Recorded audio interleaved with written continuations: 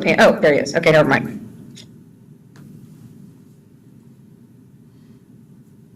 Give me just a minute. This PowerPoint is still not cooperating.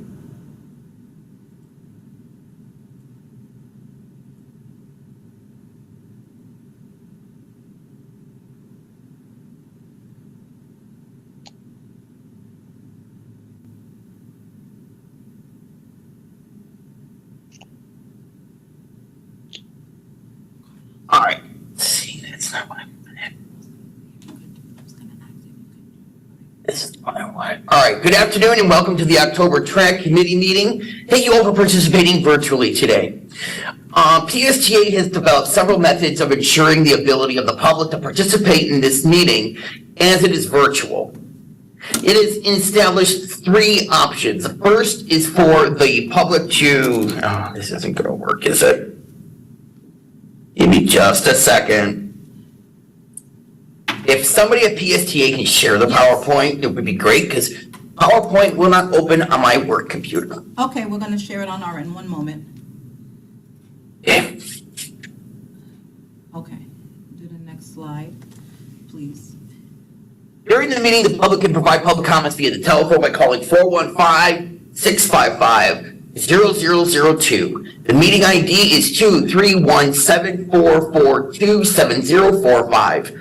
Individuals will be able to speak for 3 minutes during the public comment period. Again, to make public comment today during the meeting, members of the public should call 415-655-0002 and meeting ID 231-7442-7045. The second option to allow for public comment is to submit public comments via the mail to PSTA. Third, you can email your comments to PSTA at publiccomments@psta.net. Are there any members of the public on the phone who wish to speak? Okay, and is there any written public comment that we need to address? No. Okay. Now we'll do a roll call to make sure everybody's here and can hear us and unmute and mute their microphone. When I call your name, please unmute and respond here. Roman?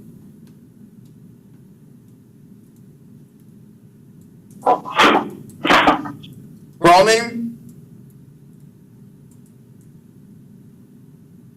He's on the call. Roman, are you there? All right, we'll move on. Gloria? Here. Andrea? Jay James? Present. Elizabeth Olden? Here. Kim Rankin? Here. Harry Dunphy? Harry?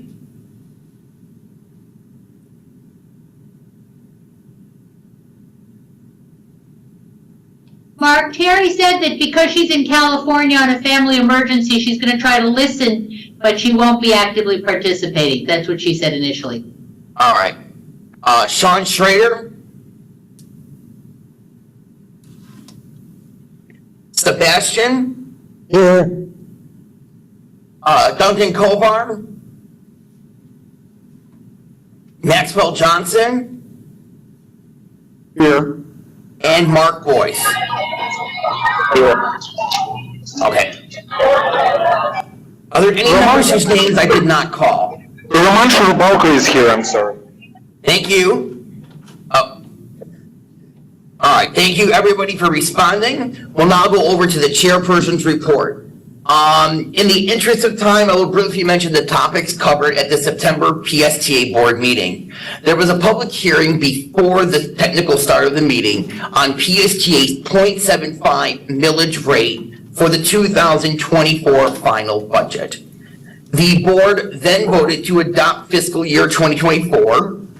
The board approved items on the consent agenda that included the fiscal 24 scorecard, van pool program, and changes to TRAC bylaws. This also included them approving the 0.75 millage rate and the slight reduction in bus services.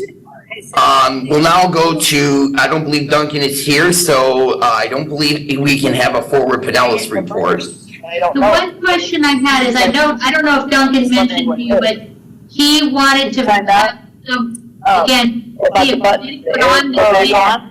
I don't think it's up to you. He's not mad at me. She's like, oh, I'm sure. Representative. I'm sure it's nothing you did, because it might be. Hold on, bad. Gloria. Is there a member in the auditorium who's like the administrator and can just physically mute Terry's phone? Probably the battery.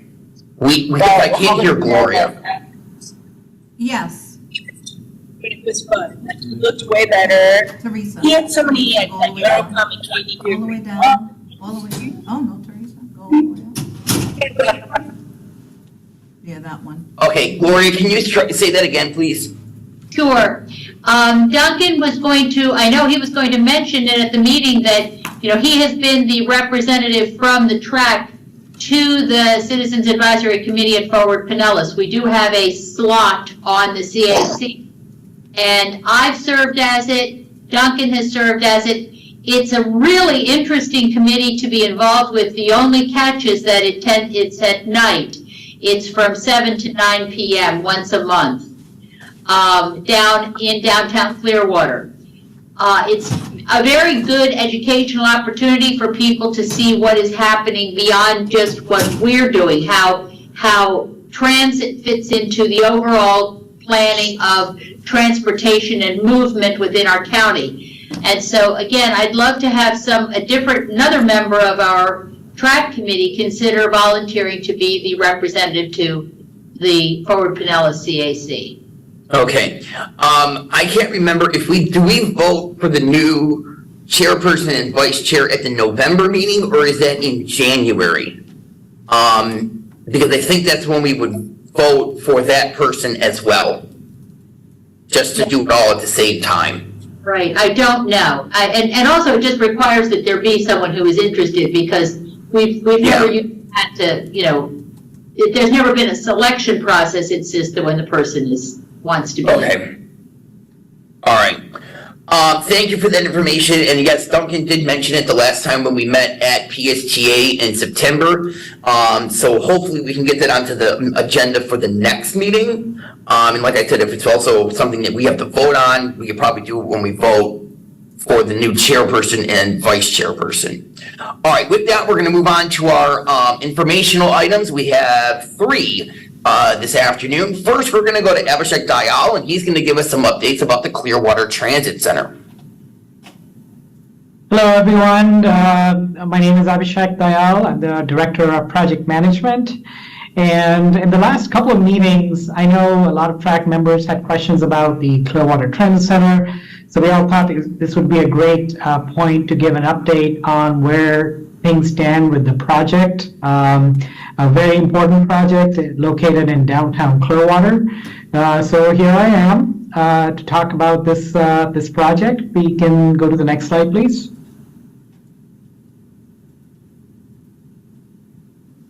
So as many of you know, this is a multimodal facility that we're looking to build that's going to be LEED certified. What that means is it's going to be environmentally friendly. We're going to have sustainable components as part of the design, including electric vehicle charging infrastructure, so that more of our electric vehicle buses can actually use this facility. As you all know, the Park Street facility in downtown Clearwater, the roof of that facility doesn't allow for electric buses to use that facility. But this will be designed in a way so that we can actually have more EV buses use this facility. And then we'll also have better waiting areas with real-time bus arrival and departure information at this facility. And I'll talk a little bit more about that. Given that this will be located right next to the Pinellas Trail, we're also looking to expand the bike storage area as part of this facility so that more people on bikes can come to this facility. Understanding that not everyone walks to Park Street. Some people might bike, or they might use Uber or Lyft or use PSTA access to this facility or from this facility. So we'll have designated spots for Uber or Lyft or PSTA access vehicles, or maybe in the future, our AVA autonomous shuttles to be able to pick up passengers from this facility. As I noted, this will be a environmentally sustainable facility, a green facility. So we'll have solar-powered roof structure. We're also looking ahead. Many of you know that Brightline is in Orlando now. Someday they'll be in Tampa, and who knows, maybe after that they might come to this side of the bay. Just being mindful of that, we want to make sure that this facility is set up in a way so that if in the future we have passenger rail type of service, we are located and we are primed to be able to serve our passengers for a future passenger rail type service. Next slide.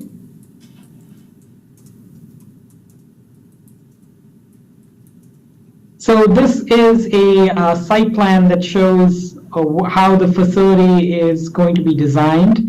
The main entrance of this for passengers would be off of Franklin and Southeast.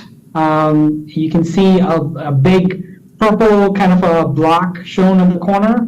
This is going to be our main access area for passengers. They will enter through this building, and there will be amenities for passengers to as they enter. There will be customer service areas and more enhanced wayfinding to get them to the right bus bay and better way to connect to the buses.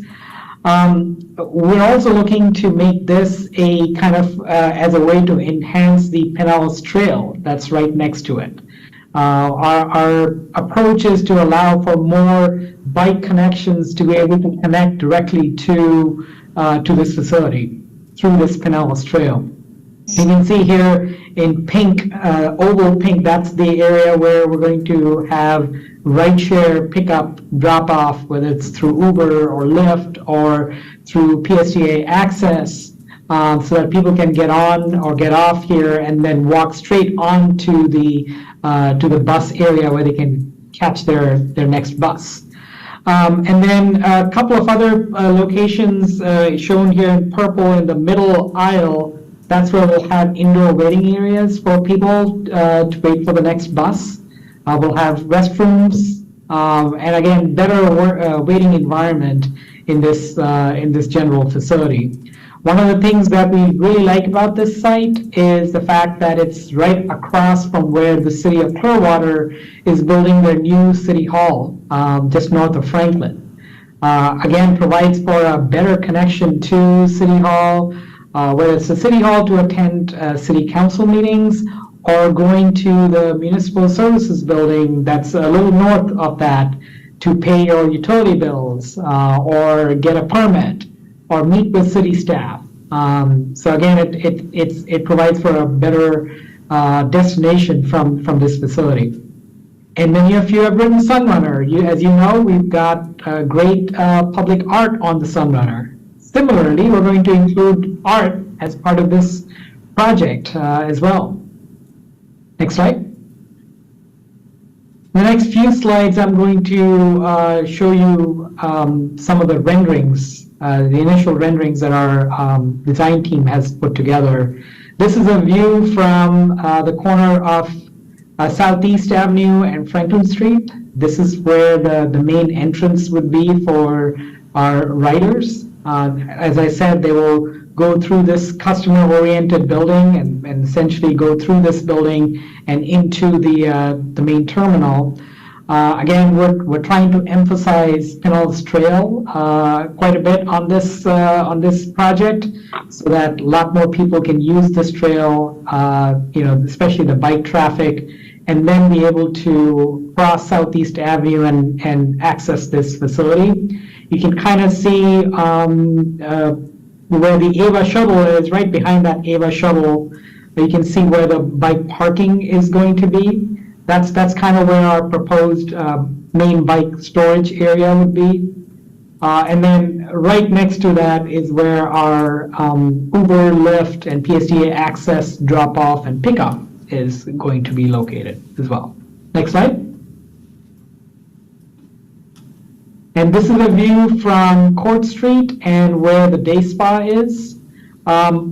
Our approach to the design is to have more skylights and more openings for more natural light to come in. So it's not as dark as the Park Street terminal currently is. It's more open space. There's more ways, more visibility.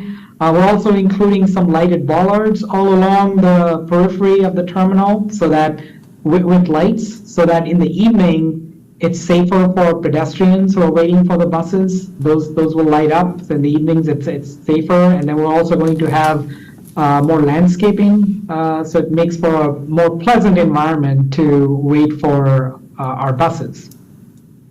Next slide. So we are currently at 30% design. So we've completed about 30% design, which with bulk of the design still left to do. And as we're doing that, we're continuing to work with the City of Clearwater. We're working with FDOT on the project design. As you all know, we signed an agreement with the City of Clearwater last year where the city and PSTA would swap our properties. So the city would get the land where Park Street Terminal sits on, and we would get the city-owned land where this project is going to get built. We are going to extend that agreement just so it gives us more time to work with the city on the design for this project to make sure it meets with the city's code. The city's vision is consistent with this project. So we'll actually be going to the city council to ask for the extension of the land swap agreement. And we would love for you all to maybe go to city council and talk about this project and your support for this project, much like you did last year. If you recall, we had a TRAC meeting there at Park Street Terminal, where many of you came and spoke on in support of this project and advocated for this project. And guess what? That advocacy actually got us a national award at the APTA conference that we just picked up. I don't know if you all can see the kind of the shining star behind me, next to my shoulder. That's the award we were able to get thanks to your hard work and your advocacy for this project. So not only did we get the funding for this project, we also won this award, and we hope that we can rely on you to continue to advocate for this really important project. So with that, Mr. Chair, I'm happy to take any questions about this project and ask, and any kind of questions you might have.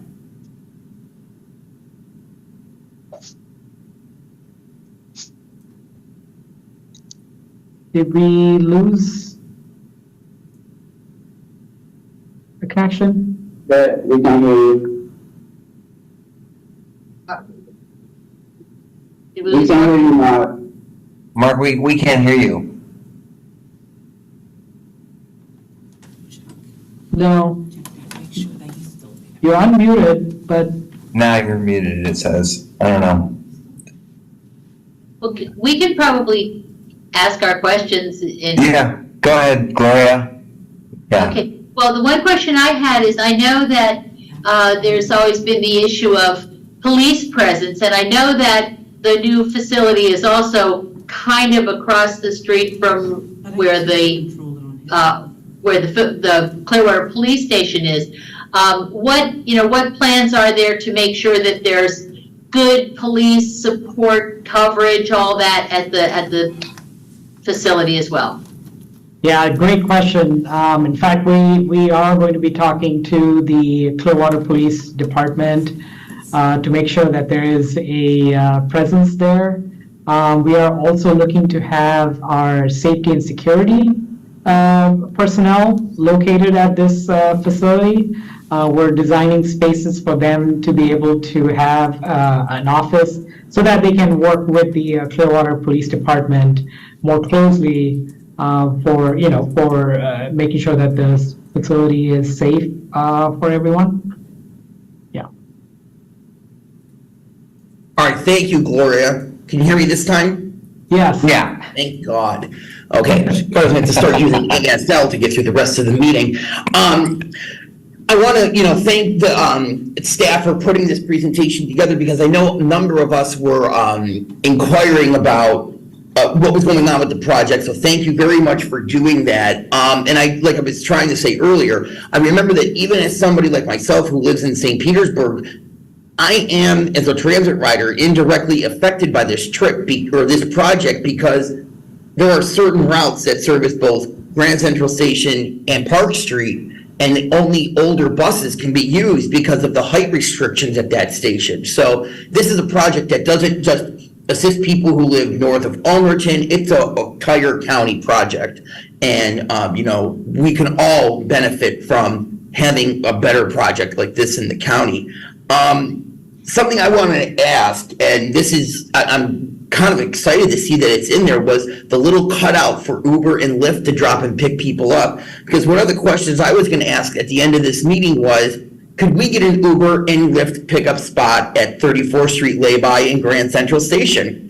Because I can't tell you the amount of times I get up at the lay-by to come to work, and I have to go stand at the corner.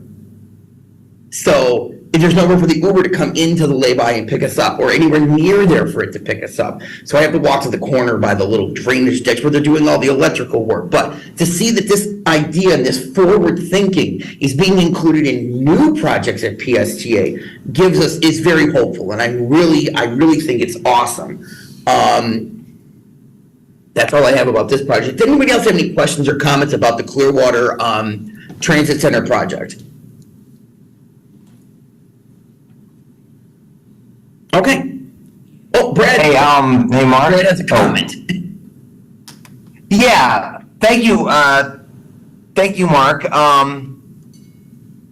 Abhishek, can I share my screen and show your lovely award? I think I can. Now, can I? The auditorium will have to stop for a minute. So now I have to.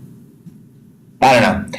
No, I just got a picture today of me accepting the TRAC got us this award, right? So, Oh,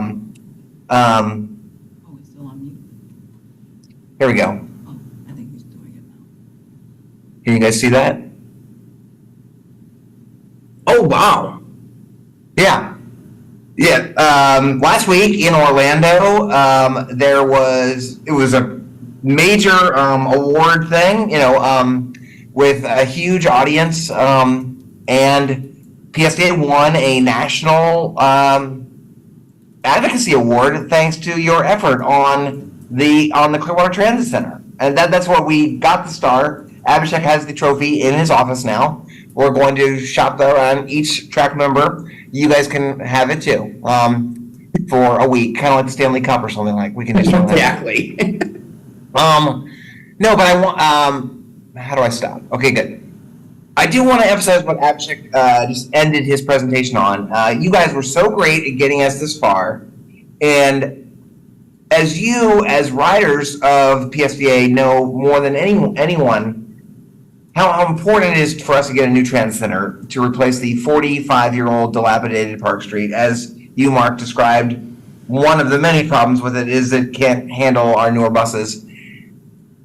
This is going to have to go to the Clearwater City Council to review and approve, and that is not necessarily a guarantee. There's been an effort, Abhishek and I were told in our meeting earlier today, for 20 years there's been an effort to try to get a new center, and it has never happened for various reasons. And there are some folks that just don't think that this is something that they want in their city. So I think we'll be communicating with you. There probably will be a meeting of the Clearwater City Council that I was thinking that maybe if there's some folks from the TRAC committee that might be able to join me in Clearwater to talk to the City Council. I think that would be maybe something great for this. But just stay tuned from Zenaida and Abhishek, and we'll keep you posted. Wonderful. Thank you for that information. Yeah. Any other questions regarding the Clearwater Transit Center. I just want to say thank you again for doing what you're doing. Yep. All right, thank you so much, Abhishek, for that wonderful presentation. And if we can bring the screen share back up, and we're going to move on to item number 2, and I believe, but I don't want to misquote myself, that's, oh yeah, we're going to my former Buffalonian. That's Miss Debbie Leas, and we're going to talk about free fair days. Yes, thank you so much, Chair O'Hara. I'm Debbie Leas. I'm the Chief Financial Officer here at PSTA. And next slide, please. I've been asked to talk about this because PSTA does offer free fair days, and on several routes, just free on certain routes. And as Mark mentioned earlier, what happened in the September meetings, we passed a budget. Now, it was a discussion where we had a lot of highly engaged people from both the community and at the board level. One of our board members had brought up, what would it look like if we took a relook at what we offer as fare-free days? And is there anything we can eliminate, and what would we want to save? And as you know, when something is free, people tend to try it for free. So that's why a lot of times we offer this in addition to other reasons. So next slide. So here is our list of fare-free days, and some of these, like Halloween on Central, is not for the whole system. It's just for like the Sunrunner.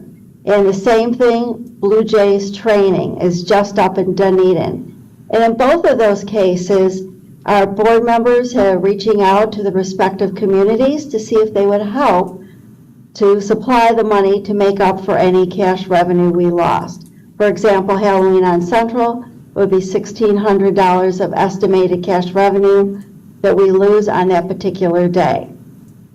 When we look at this, it's important to note, when we look at the rest of this, I've reached out to other transit agencies. We've looked to see what other transit agencies do. And election days are traditionally free to get people to the polls. New Year's Eve to keep people safe. Martin Luther King Day, in honor of our great Martin Luther King and St. Pete Pride days are generally free, as well as Earth Days. Because when you take public transit, you're saving and helping the environment, as well as World Car Free Day. So a lot of these things are very, very typical across all the transit agencies in the country. We've been asked to take a look at this. The board member who introduced this, which was Commissioner Latvala, he felt very strongly we should keep Martin Luther King Day free, New Year's Eve Day free, as well as Pride Day free.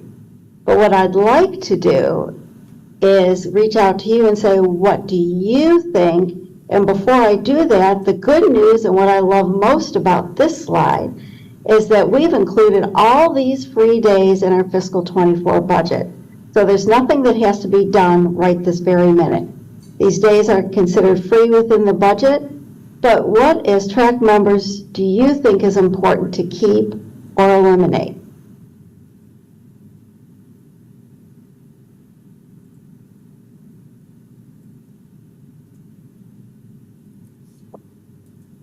Okay, I think I'm on the right microphone. You are unmuted. Yeah. Thank you. My question about St. Pete Pride, it's lower. Is that because it's only selected bus routes to get people to and from Straub Park to the parking area, or because it's on a Saturday? Because it's on a Saturday. That's what I thought. Well, I figured it was Yeah. one of the two. Yeah. Okay, I saw this earlier, and it's a very interesting breakdown. And I also didn't know that for Halloween on Central and the Blue Jays, that the city of Dunedin and city of St. Pete would are asked to make up the difference. Very interesting. Jay, you have your hand up. Yes, if I recall correctly, you said, Commissioner, wanted only MLK Day, Pride, and what was the third day? New Year's Eve. So if they not want elections day, well, I strongly support elections day even free. I don't support all of this, but if they want to insist on cutting something, we have elections should be free. Yeah, and we do not need to insist on cutting anything. This is a good discussion. I think it's going to be a robust discussion, as we go forward on this to see, I give credit where we're trying to increase some revenues. As you can see, if we were to make every day where we're actually charging fares, we would garner approximately an additional $72,600. And it's something, but out of a $114 million budget, it's a tiny bit. Very good. That's a very good, way to put it. Like, how much is this really impacting? Do any other committee members have any comments, questions regarding fare free? Mark, come on in.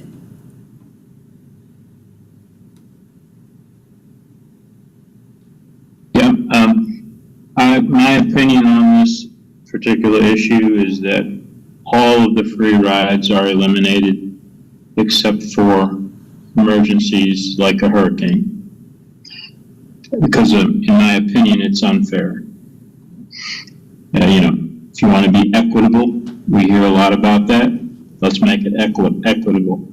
If not, you could have any particular group coming up with any particular thing, and then not only is it divisive, in my opinion, but it's costing $72,000, and people are going to lose their jobs, or we're going to cut 58 further, or whatever. So that's just my opinion. Thanks. Appreciate your comments. Thank you, Mark. All right, thanks, Mark. Anybody else have any comments that they would like to share about the free fares? Lori, I see you unmuted. Oh, just a real quick note. I'm the exact opposite of Mark, and that's funny because I would have all of it be free because I think we spend, when we start charging cars for driving on all the roads that we're spending all our money on, then maybe I think we need to talk about how we should be not be charging for transit. But I know that's not going to happen either, but I would love to see transit be free all the time. And for us as transit riders, as TRAC members, it kind of is, but still, I get it.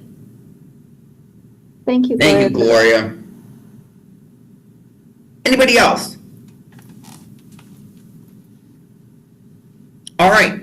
Debbie, thank you as always for coming and presenting to us. You always are coming spot on prepared. I love it. Well, thank you, Mark. All right.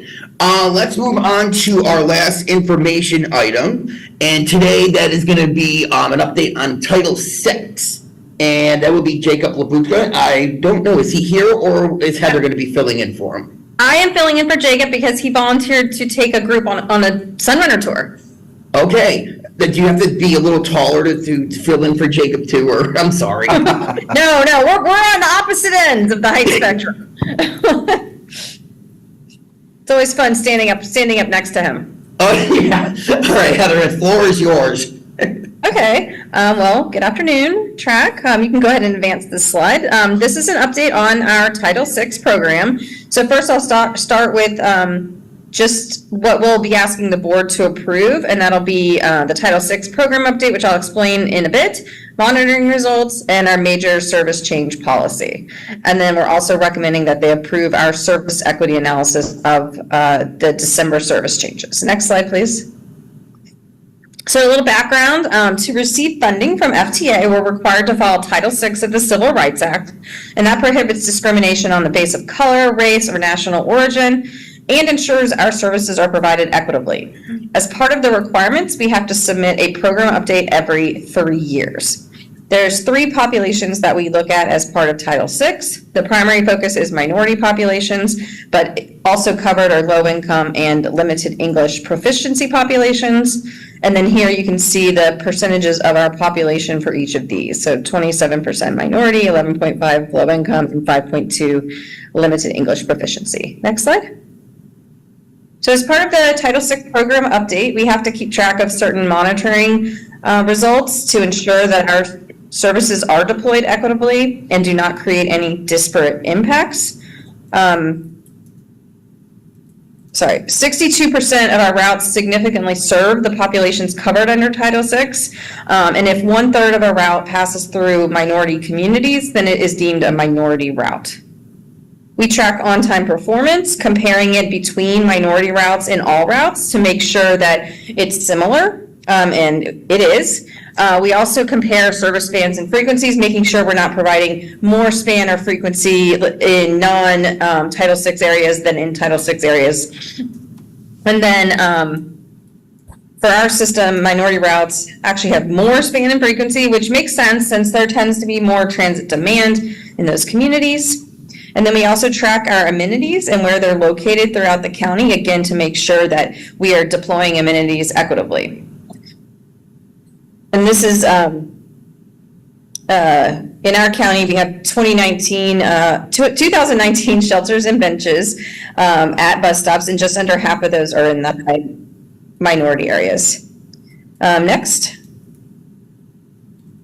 Okay. In addition, we have to have the board approve our major service change policy. So anytime we do a service change that involves more than 25% of a route in terms of miles or hours, in changing those, we must conduct a service equity analysis. So we look at two things. Does this change cause a disparate impact, which means that the difference in impacts between the countywide population and the route population do not exceed more than 10%. And if it does, it's considered a disparate impact that could negatively impact minority populations.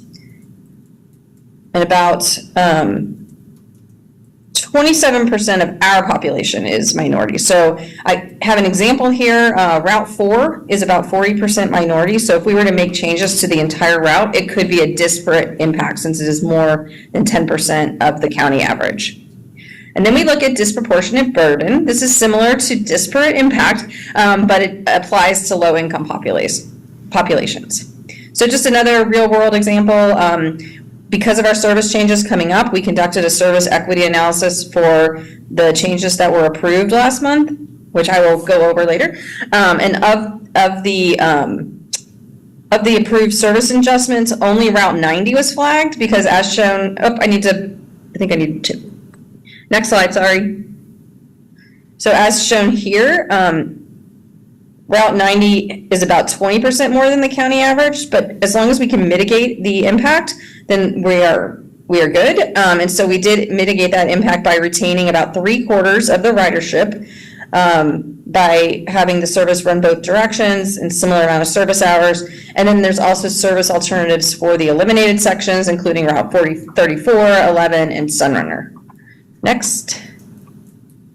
So again, we'll be recommending approval of the Title VI program update, monitoring results, major service change policy, and the service equity analysis. Happy to take any questions. All right, thank you for that presentation. I assume that even though the numbers for the Central Avenue trolley were high, it doesn't need to be fully addressed because it's re-supplemented by the Sunrunner in those areas. Yes, and it also doesn't meet the requirement for running through the minority areas. I understand. Thank you very much for that. Jay, why don't you come on in? Yeah, I have a couple questions. What are you all considering minority? And two, can we change the term? Because people who are often considered minorities don't like the term. And unless you require it to by federal law, which I understand that is a thing at times.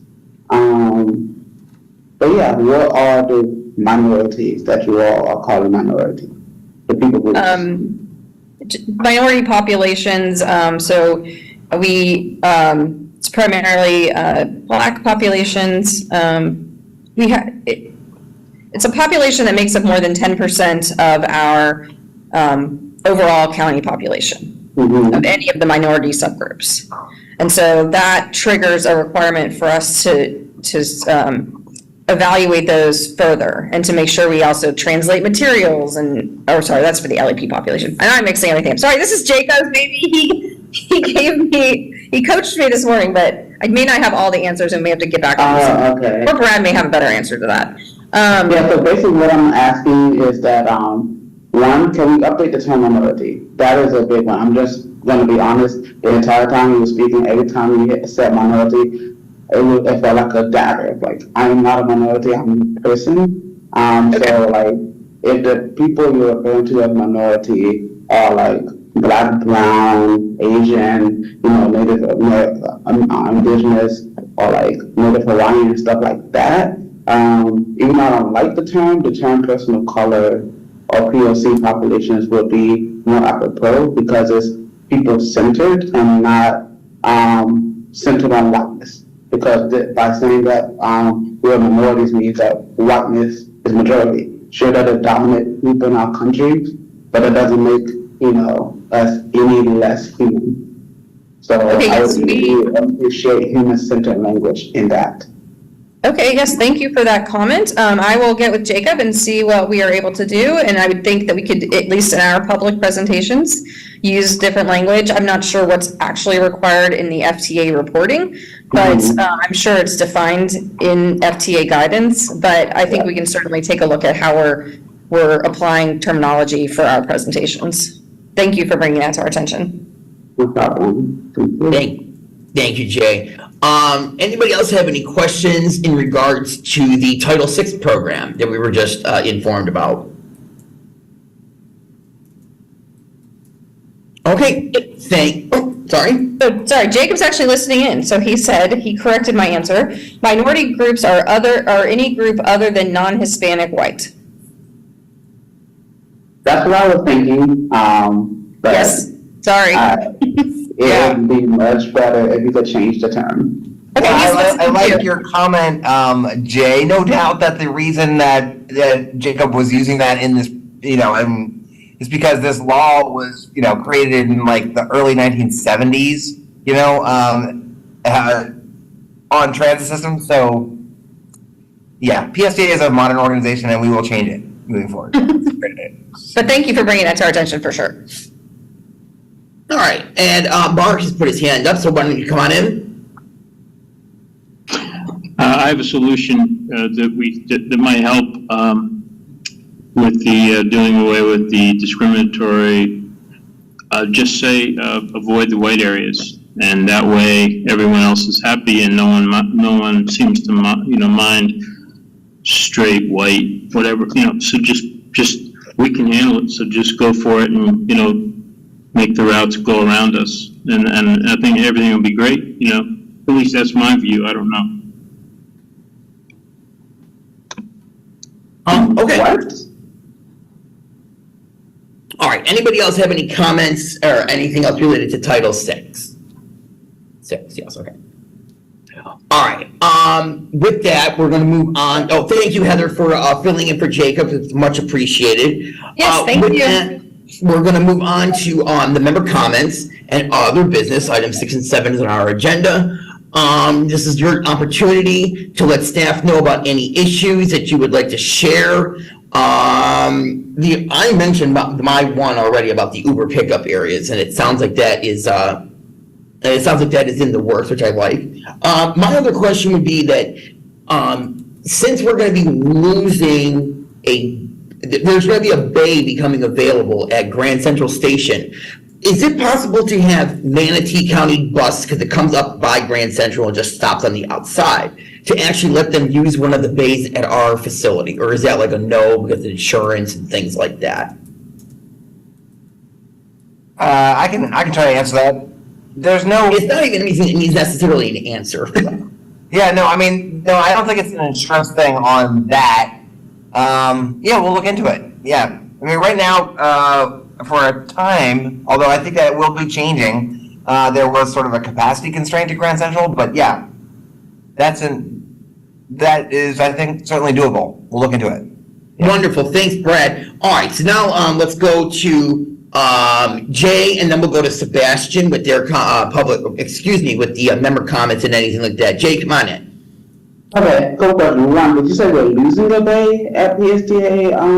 I misheard you. Well, there's going to be an empty bay because eventually the trolley is gonna truncate there.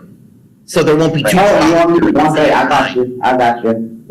Thank you. My question or statement or question is, so I saw, like a week ago that it was announced that we will be ending, as all go-kart as acceptance beginning like January 1st or something like that. Do we have the window networks up right now for people to go and purchase flamingo cars? Because I still see a lot of people using the go-kart, specifically down in South St. Pete.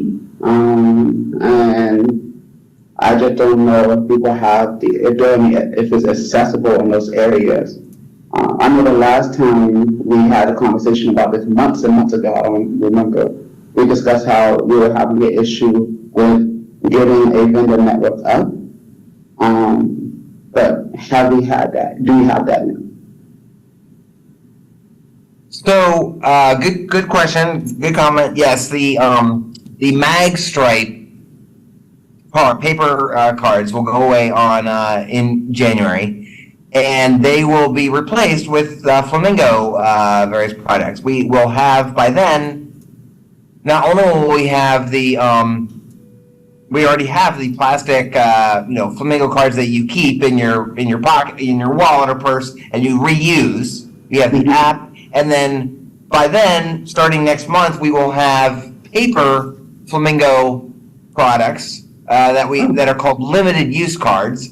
They are kind of like the Go cards, but they're made out of paper, and then you just tap them. You tap them onto the Flamingo reader thing that's on the bus, just like a plastic, but they're paper, and they're more used for like one ride kind of things.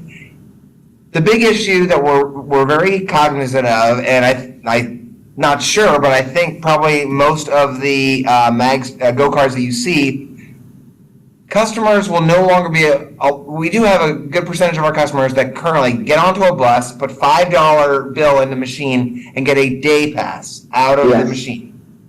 They don't go to a transit center because maybe they don't live near a transit center, and they pay $5, they get a day pass.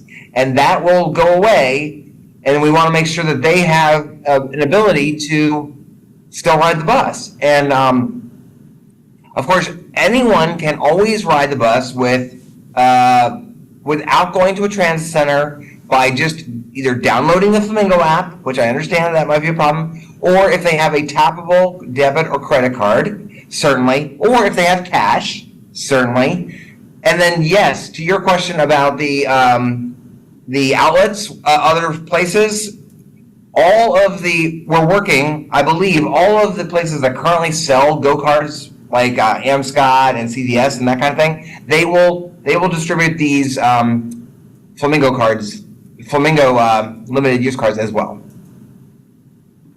So the one issue will be that you will not be able to get a day pass on the buses, and starting on January. But you will still be able to get a day pass on the app or automatically with a tappable card. okay. Yeah. I just want to chime in. The city of Buffalo, their bus system just switched over to this, and they actually installed vending machines where people can take or I put it away, but like their version of a Flamingo card. Theirs is called MetGo, and you tap it and you can add funds right onto it. And if you already have funds onto it, they're going through a whole process with it too. It seems like many transit agencies across our nation are moving in this direction. So I'm sure that there are growing pains, but I also think that once the riders completely understand what's going on, that they'll embrace it. And once they hear about fare capping, which is the big selling point, I think that'll really help them out. Jay, if you had another question, I'm very sorry to have cut you off. Oh, no, you're good. I know when we had the original conversations around the Flamingo cars, this may have been years ago, we discussed the, TDMs, and like we would discuss how, because there were, environmental issues like the, climate issues, heat or whatever, often destroying or damaging ticket vending machines is why we decided to not use them. However, I don't know, I think that may be a more, convenient option for people that to put up TVMs in the neighborhoods, to give people options to get a flammable card. Like when I'm in other cities using transit, they're all over the place there, and that really makes it easy to access the bus and the trains when we don't have trains, but you know what I mean. Yeah. All right, thanks, Jay. We're going to go to Sebastian, and then after that, we're going to go to Heather Sobush, and then to Mark. Sebastian, come on in. Can you hear me? We sure can. Okay, fine. Mr. Miller? Is Brad there? Yeah, here. Okay, I have a question regarding Clearwater, near and dear to my heart. About a month ago, maybe 2 months ago, you mentioned that there was a water problem on the land. And I'm assuming that you were talking about contaminated water. Is that a problem? Thank you for looking out for Clearwater's environmental pollution problems. I think what I was referring to a couple months ago was that, yes, there was soil contamination. There basically is historic metals in the soil all throughout downtown Clearwater. Both the site that we're going to put the trans center on and the Park Street site where it is now have the same kind of soil issues.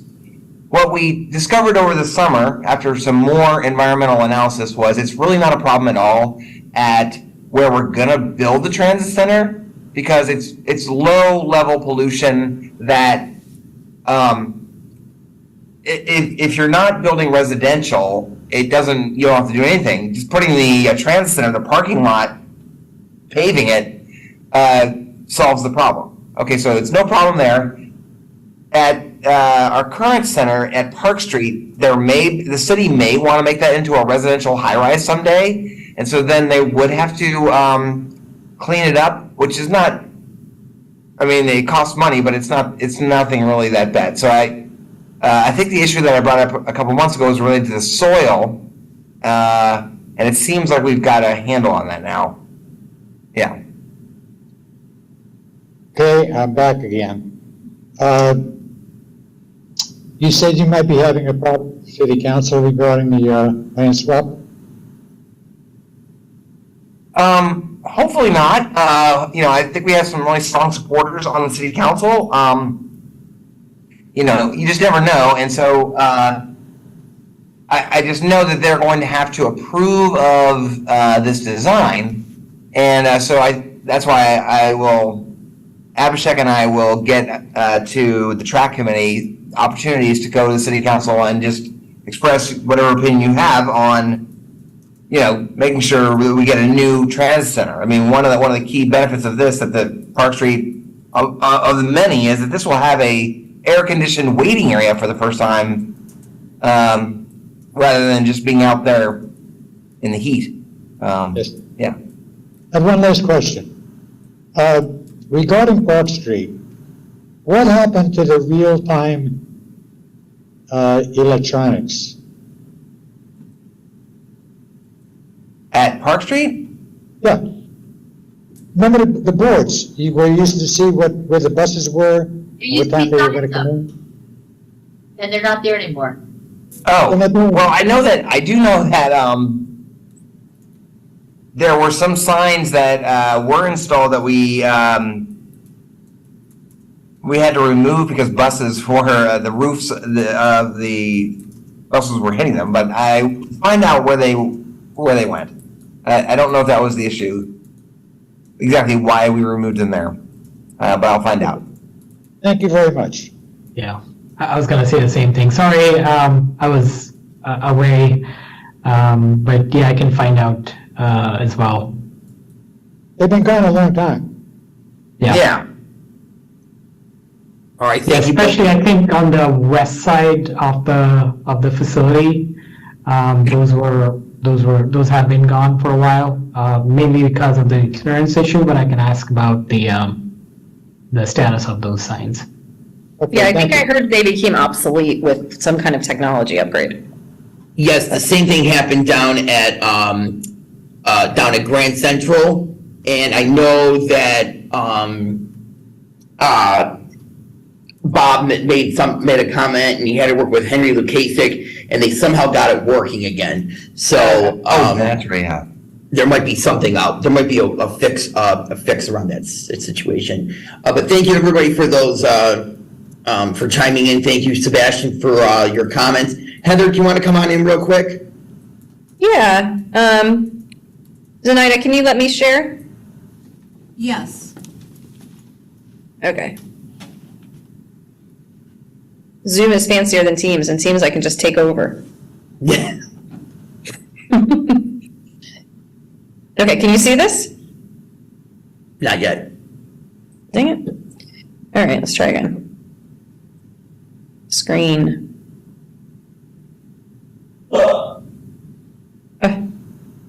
Hold on, I don't know what's happening. There we go. Okay, so Bob had asked me to just update you on what was finalized or what was approved for the service changes, and also some upcoming outreach participation activities. So I know most of you know what the board ended up approving, but just in case, so we will be changing Route 90, and so it'll run from South St. Pete to St. Pete Beach to 75th and Gulf, and it'll run in both directions. Pretty much the same amount of trips that's out there today, but this will just be more direct service, and people going out to the beach will be able to go directly back home instead of making the big loop. In terms of Grand Central, there's a number of other options for people that were using that to go to Grand Central, but it was very few. Route 52LX, we're taking it out of Carillon and just moving a couple of the midday trips, and then eliminating Route 813, and then replacing Route 814 with a new alternative. And we are working on that new alternative, but I can't guarantee it'll start the same day, but we're working towards that. St. Petersburg residents will now get free TD bus passes starting November 1st. So instead of paying $11 when you go to the ticket window, we have a mapping tool. And so you will let them know that you're a city resident. But if you don't, they'll look up the address when you come in to see if you're within the city boundaries. And if you are, you won't have to pay the copay.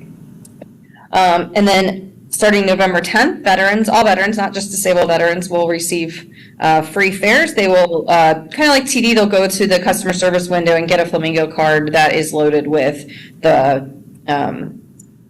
the free fares. And then we already discussed the paper bus pass elimination in January 1. And then upcoming exciting events. Okay, we have Halloween on Central on October 29th. So hopefully everyone will be able to join us at that. I believe we're having a table at the festival as well, which we usually do on Sunday. And then we have our Sunrunner anniversary events. So if you come to Tropicana Field, right by the station on October 20th from 4 to 7, you can meet Raymond and you can celebrate with us. And then we will be hosting an electric bus event on November 1 at 1 p.m., but the location is still being determined.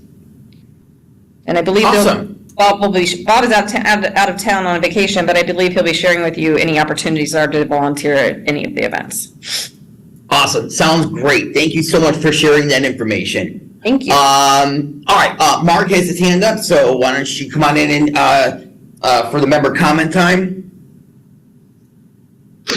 Taking away the paper bus passes. So the person now has to have a smartphone to buy that pass, correct? And then in order to get on the bus, he has to have a smartphone. No. Go ahead, Brad. No, I mean, you will always be able to pay cash, except on the Sunrunner. But on all other buses, you'll always be able to pay cash. 2, you don't need to have a smartphone. You can access a Flamingo card. That will either be available in plastic variety that is meant to be saved and reloaded with money, or a paper flamingo card, just kind of like the mag stripe, but it's paper and doesn't have a mag stripe on it. It's new technology that is tappable. What does it mean? It's all happening in January. Okay, tappable meaning, Looks like yeah, this, you it has the chip in take it. the card and you just tap it onto the Flamingo Fair reader. for the day. So Right. you go to this machine and you have to have a card to buy that, or you can buy that card with cash at a certain? Well, you can buy those at transit centers, at retail outlets that are selling them now, like CVS's and Amscott's, and maybe hopefully Publix, some Publix, and then that's how you can access them. And then you have this card, and you just have to go back, and they'll have some kind of a scanner that'll recharge your card, essentially. Yes. Yeah. It just eliminates somebody being able to ride the bus unless they're loaded with cash. They have to take 3 rides in a day, so they'll end up. They're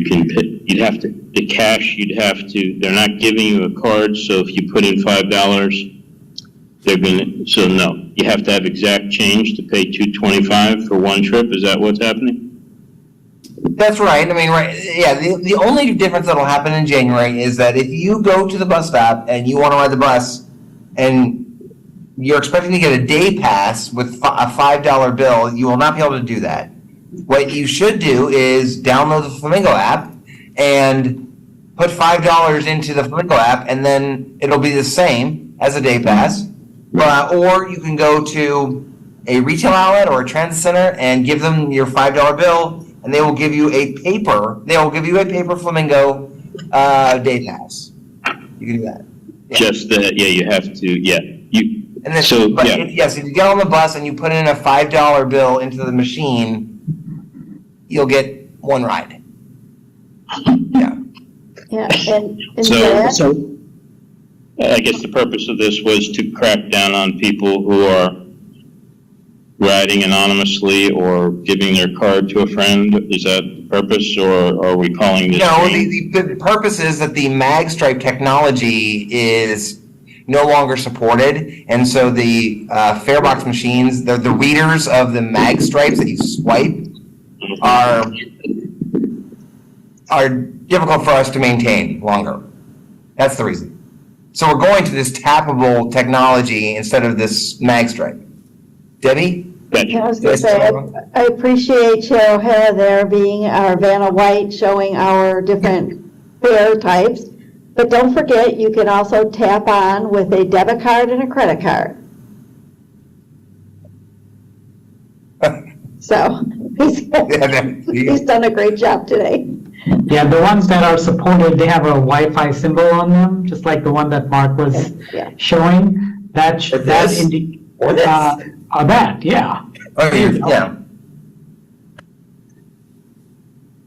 I think I have all forms of payment that PSTA takes sitting somewhere on my desk today. Maxwell, come on in. Okay, so I think I see what Mark is saying. The issue is, and I realize this is not a lot of people, but let's say someone works odd jobs, so they're paid cash only. They don't have a debit card. They don't have a credit card. And they don't live very close to an Amscott or CVS or one of these other retailers. And they've got $5 that they were just paid from the job they did today, and they need to catch a bus somewhere. They can't get an all-day pass. Right. Right. That's not great. It's definitely an issue. It's definitely an issue that we were trying to, like you said, pinpoint the areas of the county that are not very accessible to a place where we're going to sell the passes. ride those routes, educate folks that are doing that on how they can invest, how they can pay. We're going to be having events where we're going to be giving out Flamingo cards to people at that are transferring, to make sure that anyone who needs access to a card, they can get it. That's why we're trying to get the word out now. This is happening. All right, thank you. I'm sorry, Maxwell, go ahead. Sorry. Because just citing personal experience, the nearest CVS is well over a mile from here. Same for Amscot, Publix, almost anything, really. So I'm very much in the middle of it. Okay, thank you. Jay, I see you have your hand up. Come on in. Well, not just to pile on, but to continue. It really is an issue. What was I especially now that CVS is closing 500 or 900 stores nationally, and they've already closed at least one store here in Pinellas County, in Lelman. So they're in the process of closing a lot of stores. So that maybe those options are growing as well. So I really hope we can find a solution, because a lot of people that I see, and specifically I'm referring to as South St. Pete. There's no CVS in South St. anywhere near, give an example, near Wildwood Park. There's no CVS within, 1.5-2 miles of Wildwood Park. Amscot just happens to be the exact same distance away. It's in the same plaza. So it's not accessible for folk who, and then with the smartphone thing, a lot of folk in disadvantaged communities are using the quote-unquote welfare phones, the free phones you get with, because you have food stamps or cameras or anything like that. And those are minute phones, and you have very limited data. So downloading the app and then continuing using the app to pay is a significant issue. So I hope we're able to figure out a solution to this. Maybe just have people ride buses. And as soon as they see someone try to pay cash, give them a free meal card. And then, I don't know, that may not be our viable solution. They got cash right then. But also, a lot of people in these communities are also underbanked and are using Cash App or one of these other prepaid cards to get them using digital payments, or not even using digital payments, especially if they're using day labor. A lot of day laborers are paid, as Matt said, in cash. So this could be a really significant issue. That could be looking at the immigrant community and Clearwater. That's the issue. A lot of folks there are day laborers and are paid in cash. So I just hope we are able to find a solution. Plus, I have to drop. I am in Tampa. Had to run and check my bus to come back to CP. I know it. So y'all have a good day. Thanks, Jay. Maybe the answer to this is, will the retail network be expanded? There's nobody calling. Yes, my watch tries to talk to me. Will the retail network be expanded at some point in time to include maybe mom and pop grocery stores that are what predominantly are where people in South St. Pete go? Or is that something that's a little too complex to set up because of their independence? Well, that has certainly been our goal, is to identify areas like Jay identified in other areas that are not close to where, we have mapped out where areas that are not very close, and are trying, exactly as you say, Mark, to find other retail outlets that will sell our Flamingo cards. So hopefully, yes, that will be growing, but it is kind of like a one-by-one kind of thing, unless we can get chains, or things that have multiple locations to agree to sell them everywhere. Yeah. All right, it sounds like it's one of those situations where we, the riders, are gonna have to have faith in the powers that be in the system, that they know what they gotta do at this point. Sebastian, I see you have your hand up, come on in. Yes, Mr. Miller, I live on a beach, as you know. The beach trolley is widely used during the season, okay? So, explain this to me, because I'm not getting it. If I get on 75th Avenue, take the beach trolley, and want to get off at Jones Pass, okay? Spend a couple hours there, and then I want to get on the beach trolley again to go to Clearwater Beach and get on the Jolly Trolley. How much is this costing me? Well, that trip that you just described would cost $5. $5. That's right. That's right. Because if you use any of our Flamingo products, if you use your credit or debit or credit card, it will automatically cap out at a day. If you did all this in one day, if you did all this in one 24-hour period, the most you would pay is $5. Okay, so the driver can say to somebody who gets on, because this is frequently asked, how much is it going to cost me? Okay, you can get an all-day pass for $5. Correct. Okay, good. There's been times, Sebastian, where I forgot my Flamingo card and I had to actually tap to pay. And when I tap my card, it shows up as a transaction on my phone. And when the transaction happens, it comes through for $1. Because it's waiting to see if I use the same card again during the day, and it will charge me no more than $5 in one day. Thank you. You're welcome. The key is, if you're gonna use a credit card, you gotta keep using the same credit card. If you try to do one and then another one, and then your Discover, then your MasterCard, then your American Express, well, then it's gonna charge you $225 each time. Right. All right.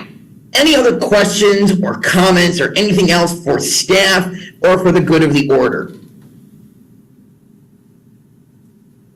All right, that sounds good. Looks like our next meeting is going to be on November 14th at 4 o'clock. Location will be determined if it should be on Zoom or if we will be meeting live. Thank you, everybody, for participating today, and I hope you have a great rest of the month. Thanks, everyone. Thank you, guys. Thank you. That was easy.